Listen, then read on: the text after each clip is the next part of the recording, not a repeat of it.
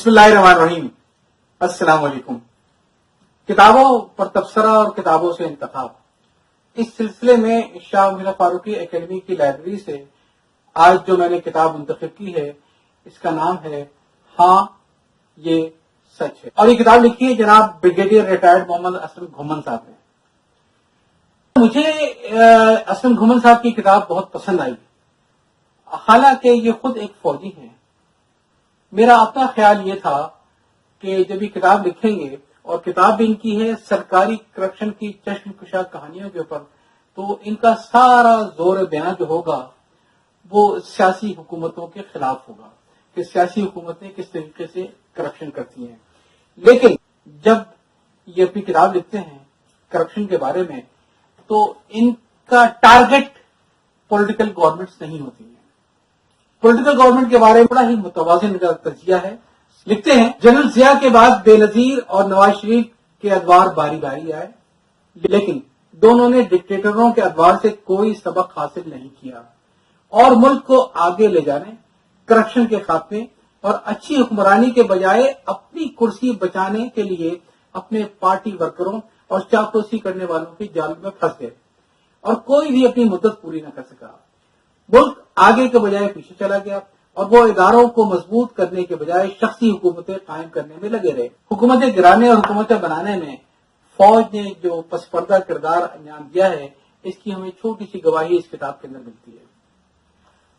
آپ نے اپنی کتاب میں یہ کھل کر لکھا ہے، مجھے فوج نے کافی حد تک پالش کیا، میں فوج میں اعلی اقدار اور ڈسپلن کا پابند رہنے کا عادی بن چکا ہوں اور خدا کے فضل سے کافی حد تک عمل پیرا بھی ہوں.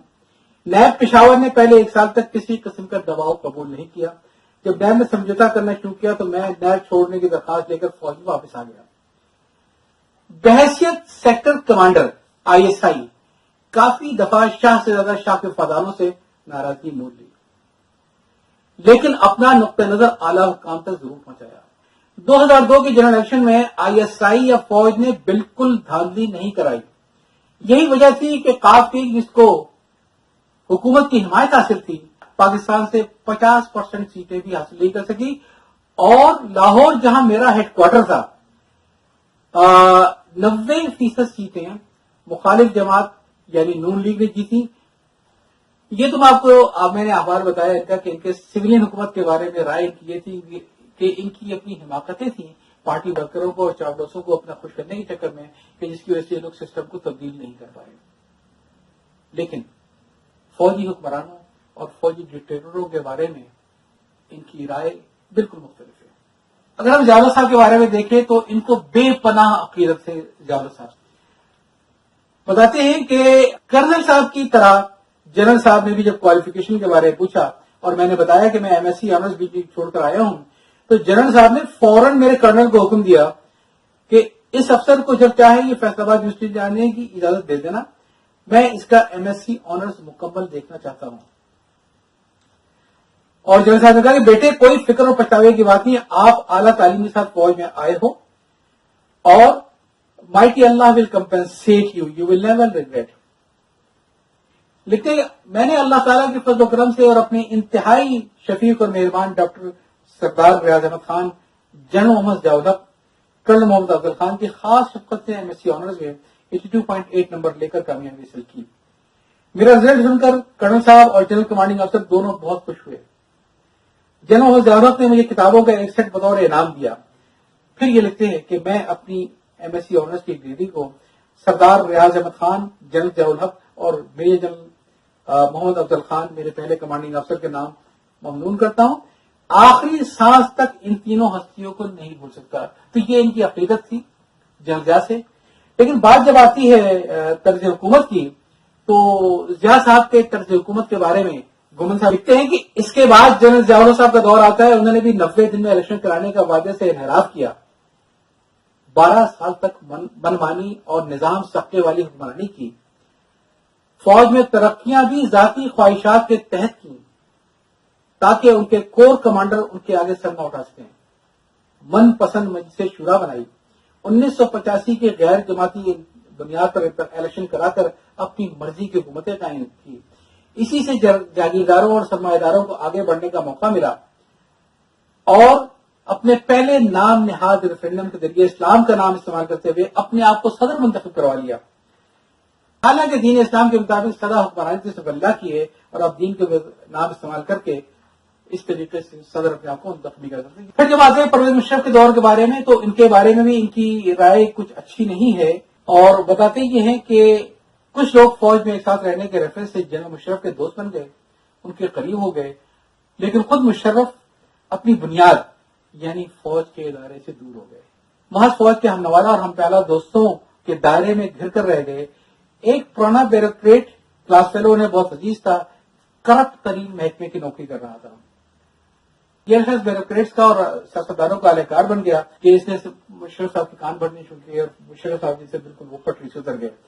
آپ کو یہ سن کے بڑا تعجب ہوگا کہ بریگیڈیئر اسلم محمد صاحب نے جب کتاب لکھی ہے اور کرپشن کی تاریخ کا جائزہ لیا اور یہ بتایا ہمیں کہ کرپشن کتنی بری طرح سے پھیل چکی ہے, تو سب سے پہلے جو انہیں متون کیا ہے اور پورا چیپٹر ہے وہ ہے رینجرز کا, کہ رینجرز اس ملک کے اندر سب سے زیادہ کرپشن کو اس نے فروغ دیا ہے. بجائے سے کہ میں اپنی رائے کوئی دوں, میں یہ کرتا ہوں کہ آپ کو ان کی کتابوں ہی سے اقتباس سناتا ہوں. چونکہ موصوف خاصے دیانتدار مشہور تھے تو ان کی بطور پنشمنٹ پوسٹنگ جو کی گئی وہ ویراواہ میں وہی جو کہ رینجر میں کالا پانی کے نام سے مشہور ہے. اب آئے ذرا کرپشن کے واقعات تو رینجرز کی کرپشن کے واقعات جس کا اور کوئی نام نہیں ہے, نام اگر لیا تو بریگیڈیئر اسلم محمد صاحب نے. فرماتے ہیں کہ وقت گزرنے کے ساتھ ساتھ رینجر اور سادھو جوانوں کے خیال رکھنا جو ون کمانڈر کے طور پر ڈیوٹی کرتا تھا. جب میں پوسٹوں پر جاتا تو جوانوں کے لیے کھانے پینے کی اشیاء اور کھیلوں کے سامان بھی ساتھ جاتا. ایک دن ایک پوسٹ پر جب میں اسمگلنگ روکنے کے بارے میں لیکچر دے رہا تھا تو ایک سپاہی کو دیکھا تو اس کی آنکھوں میں آنسو تھے. میں نے آنسوؤں کی وجہ پوچھی تو اس نے کہا کہ 20 سال کی سروس میں پہلی بار میں نے کسی افسر سے زبانی اچھی باتیں اور اسمگلنگ کو روکنے کی باتیں سنی ہیں. آپ ہمارے لیے کھانے پینے کے سامان اور کھیل لاتے ہیں اور اس سے پہلے یہاں جو اسٹیشنری آتی تھی اس اسٹیشنری کے پیسے بھی ہماری تنخواہ سے کاٹ لیے جاتے تھے. ایک بڑا عجیب واقعہ لکھا انہوں نے کہ جب ان کی بارڈر پوسٹنگ تھی تو ایک دن 25-30 گائے وہاں سے بارڈر کراس کر کے انڈیا سے آ گئی. تو گائے کو رکھا گیا اور انتظار ہوا کہ سب کلیمنٹ آئے, کوئی انڈیا سے فلیگ اسٹاف کی ریکویسٹ آئے, لیکن کہیں سے کچھ بھی نہیں ہوا. مانو کہ ہاں لاوارث ہیں. پوچھا تو معلوم کی تو روایت ہے کہ اب یہ اونے پونے گاؤں کی آرتی سے دی جائے گی اور جو پیسے ملیں گے اس کا تھوڑا پیسہ تو لوکل رکھ لیا جائے گا اور باقی جو تھوڑا سا خزانے جمع کرائیں گے اور باقی اوپر افسران عبادت میں جائے گا. انہوں نے کیا کیا اس لیے لکھتے ہیں کہ ہم نے قانون کے مطابق چند انتظار کیا, کوئی فلیگ میٹنگ کرنے نہیں آیا, نہ ہی انڈیا سے کوئی درخواست آئی. اس کی وجہ صرف یہ تھی کہ علاقہ دور دراز تھا, ریگستان تھا. قانون کے مطابق مقرر عرصے کے بعد وہ گائے ہمیں نیلام کی, جو پہلے سے پیپر پہ تھی ریل میں نیلام کی, اور کہیں گے ایک ایک گائے ہماری 60-60 ہزار روپے تک کی وہاں پہ نیلام ہوئی اور خاصی لمبی چوڑی رقم جمع ہوئی. اور وہ رقم انہوں نے پوری کی پوری سرکاری خزانے میں ایک ساتھ جمع کرا دی. اور جب وہ سرکاری خزانے میں جمع کروائی انہوں نے تو پھر ان کے افسران کو, ان کے کمانڈنگ افسر کو جو کہ کرنل تھے اور حیدرآباد میں تعینات تھے, ان کا پہلی بار میں فون آیا. وہ خاصے برہم تھے کہ آپ نے سارے کام خود ہی بالا بالا کر لیے, مجھے بتایا بھی نہیں. آپ نے گائے اس طریقے سے آکشن کر کے اور پورا پیسہ آپ نے سرکاری خزانے جمع کرایا, مجھے آپ نے بتایا نہیں. ان کی دیانتداری کو دیکھ کے ان کی کسٹم کے رینجر کی کسٹم انٹیلیجنس کی پوسٹنگ ہو گئی اور وہاں جا کے ان کو صحیح معنوں میں معلوم یہ ہوا کہ کرپشن کا کیا برا حال ہے رینجرز کے اندر. پوسٹنگ کروانے کے باقاعدہ 1-1 لاکھ روپے پوسٹنگ ہوتی تھی اور بعد میں منتھلی ارد دی جاتی تھی. اور لکھتے ہیں کہ واقعی رینجر صحیح معنوں میں بدنام تھا, کیونکہ ڈی جی رینجر کا انٹیلیجنس افسر اگر ایسا ہوگا تو محکمے کا اللہ حافظ ہے. اور بتانے لگے کہ ایک دن میں نے کسی سپاہی سے پوچھا اسمگلنگ کے بارے میں, تو پوچھا کہ آپ اسمگلنگ کیسے کرواتے ہیں. تو ایک سادہ لو سپاہی نے مجھ سے کہا میں آپ کو سچ بتانا چاہتا ہوں. پھر سے پوچھا کیا بنائیں, ہماری پوسٹ پہ بجلی ہے نہیں, پانی ہے نہیں, یہاں ریڈیو کی آواز آتی ہے, میں نے کہا نہیں. کہیں ہمیں کھانے پینے کے لیے سبزی لینے یہاں سے 10 کلومیٹر دور ایک گاؤں تک ہفتے میں ایک دن باری باری آدمی بھیجتے ہیں اور وہ وہاں سے سبزی وغیرہ لے کر آتا ہے. ہم کئی دن کی باسی سبزی ابال کر کھاتے ہیں. مجھے بتائیں ان حالات میں یہاں پہ غریب کا بچہ نوکری کرے گا کہ امیر کا بچہ نوکری کرے گا؟ میں نے کہا کہ غریب کا بچہ نوکری کرے گا, جو بہت ہی ضرورت میں ہوگا. میرے جواب کے بعد اس نے کہا کہ آپ بتائیں غریب کا بچہ کیسے غلط کام یعنی اسمگلنگ کروا سکتا ہے, کیونکہ وہ تو ڈرے گا کہ میں نے غلط کام کیا تو اس کا افسر اسے نوکری سے نکال دے گا. سر ہم تو جس طرح کا افسر کہتے ہیں اس طرح چلتے ہیں. جب کہتے ہیں اسمگلنگ ہونے دو تو ہم ہونے دیتے ہیں, جب کہتے ہیں روک لو تو ہم روک دیتے ہیں. دوسرے الفاظ میں ہم تو افسران کے حکم کی پیروی کرتے ہیں. اس میں بہت واقعات ہیں, آرمی کے لوگوں کے واقعات ہیں, رینجر کے لوگوں کے واقعات ہیں. جگہ جگہ بھرا ہوا ہے کہ کس طریقے سے باقاعدہ پیسے لے کے رینجر والے وہاں پہ کام رشوت اور سب کرواتے تھے. لیکن اس میں کچھ فوج کے سافٹ پہلو بھی ہے اور کچھ اچھی باتیں بھی اس کے اندر ہے. پہلی جو چیز مجھے اس میں بہت پسند آئی اور جو ہمیں ایک جھلک ملتی ہے فوج کے اندر کی زندگی کی, جو باہر والے کو میرے سویلین کو نہیں پتا ہے, وہ کہ فوج کے اندر ماحول کتنا فیملی جیسا ماحول ہے.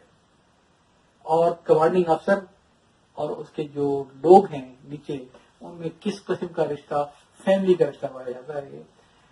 اس میں انہوں نے کچھ اپنے واقعات لکھے, چھوٹے چھوٹے واقعات لکھے. اگلے دن جب میں آفیسر وارڈ میں داخل ہوا تو دیکھا ہمارے کمانڈنگ آفیسر کرنل محمد رشید بیگ صاحب, جو بعد میں میجر جنرل طور پہ ریٹائر ہوئے, ان کی بیگم صاحبہ تشریف لائیں. اللہ تعالیٰ ان کو جوار رحمت کی جگہ دے. میرے لیے سوپ بنا کر لائیں, اپنے ہاتھوں سے چمچ کے ذریعے مجھے پلایا. ہم فوج میں سینئر افسران کی بیویوں کو بھابھی کہتے ہیں, خاص طور پر یونٹ کے کمانڈنگ افسر کی بیوی تو ماں کا درجہ رکھتی ہے.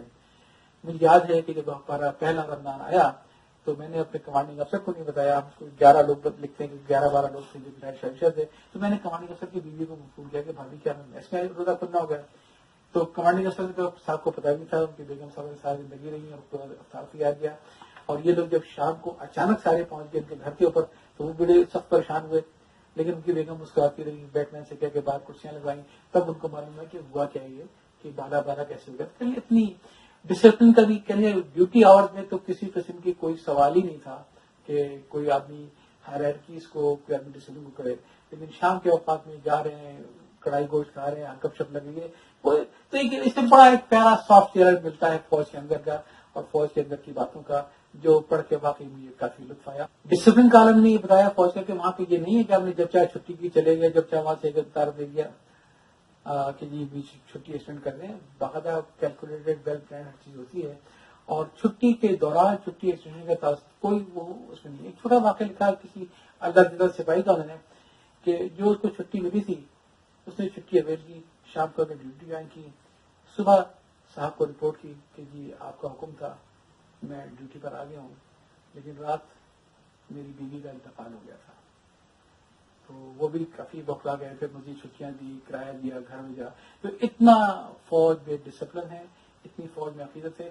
ان کے ساتھ بتاتے ہیں کہ ان کے ساتھ ایک بہت عجیب بھیانک حادثہ ہو گیا تھا جس میں ان کی اہلیہ, ان کا جوان بیٹا جو کہ کیڈٹ کالج میں تھا, اور ان کی فیملی کچھ اور لوگ, ان کی سالی, ان کے 2 بیٹے, یہ سب کے سب ایک روڈ حادثے میں سب کا انتقال ہو گیا. لیکن ہم لکھتے ہیں کہ اگر فوج نہ ہوتی, فوج کے میرے افسران نہ ہوتے, فوج کے میرے ساتھی نہ ہوتے اور وہ میری اتنی دلجوئی نہ کرتے تو شاید میری زندگی ختم ہو گئی تھی, میرے لیے زندگی میں کچھ بچا نہیں تھا. تو کہتے ہیں کہ آپ یہ اندازہ لگا سکتے ہیں کہ میں اس وقت کس کیفیت میں ہوں گا. یہ صرف فوج کے ادارے کا حسن کمال ہے کہ میں جلد ہی اس صدمے سے باہر نکل کر روزمرہ کی زندگی کی طرف گامزن ہو گیا.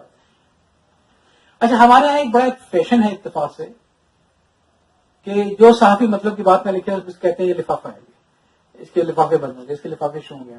تو انہوں نے ایک بڑا انٹرسٹنگ قصہ شیئر کیا کہ وہاں پہ صوبہ سرحد میں بھی تھے نیب کے اندر, تو انہوں نے کسی سینیٹر کو گرفتار کیا, تو جس پر سلیم صافی صاحب نے بڑا سخت قسم کا کالم لکھا اور کہا یہ کہ دیکھیں نیب کو کیا ہو گیا کہ ایک سینیٹر کو گرفتار کر لیا اور آفریدی اسمگلر کو گرفتار نہیں کرتے. سخت قسم کا کالم نے میرے خلاف لکھا. تو کہنے میں نے پھر سلیم صافی کو بلوایا اور کہنے میں نے ان کے سامنے وہ سینیٹر صاحب کی پوری فائل دی کہ آپ اس کو پورا ریویو کیجیے اور مجھے بتائیے کہ اس میں نے کہاں غلطی کی. تو سلیم صافی صاحب نے کہا نہیں, آپ بالکل صحیح کیا, آپ نے جو کہا ہے میں اس میں تائید کرتا ہوں. اور پھر انہوں نے کئی کالم لکھے اس کے بعد, اس میں نے تائید کی کہ ہاں نیب صحیح کام کر رہی ہے. یہ ایک دلچسپ کتاب ہے فوج کے معاملات کے بارے میں, فوج کی ایک گواہی کہ سارے مسائل سویلین کے نہیں ہیں, فوج کی گواہی کہ کرپشن جو ہے وہ صرف سویلین بیوروکریسی میں نہیں ہے, رینجرز میں بھی بہت کرپشن ہے. جانا چاہتا ہوں. اللہ حافظ.